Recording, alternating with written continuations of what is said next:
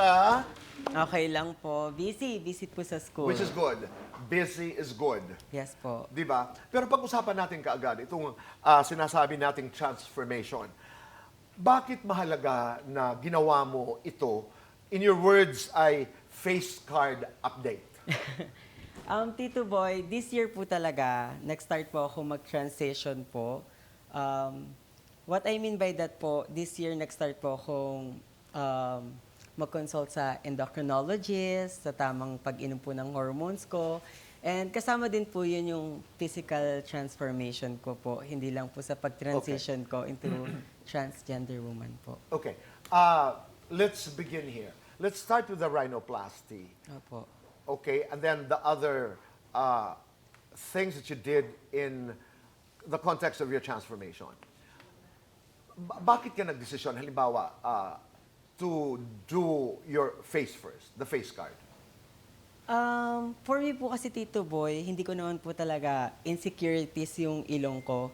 Pero napansin ko po kasi and na-realize ko na malaking factor din po talaga yung ilong para ma-enhance yung buong mukha po. And feeling ko po mas may igaganda pa ako pag pinaayos ko po yung ilong ko. Kaya matagal ko rin po siyang pinag-isipan at pinagdesisyonan po na yung magiging first surgery ko po ever is yung ilong po. The very first time nakita mo yung resulta, ano ang reaction mo?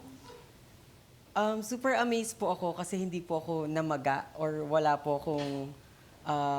first week pa lang po nakita ko na po agad na medyo okay na po siya. Kaya sobrang saya ko po. Kasi ang ini-expect ko po is mga after a month ko pa makikita yung result eh. Pero in just 2 weeks po and even now na 1 month na siya, maganda po yung resulta. Kaya super thankful po talaga ako na naging maayos po yung May resulta. ginaya kayo? Apo, may ginaya po ako. Talaga? Sino? Kasi there were talks na parang si Catriona Gray, meron kang, ibig sabihin may peg. Opo.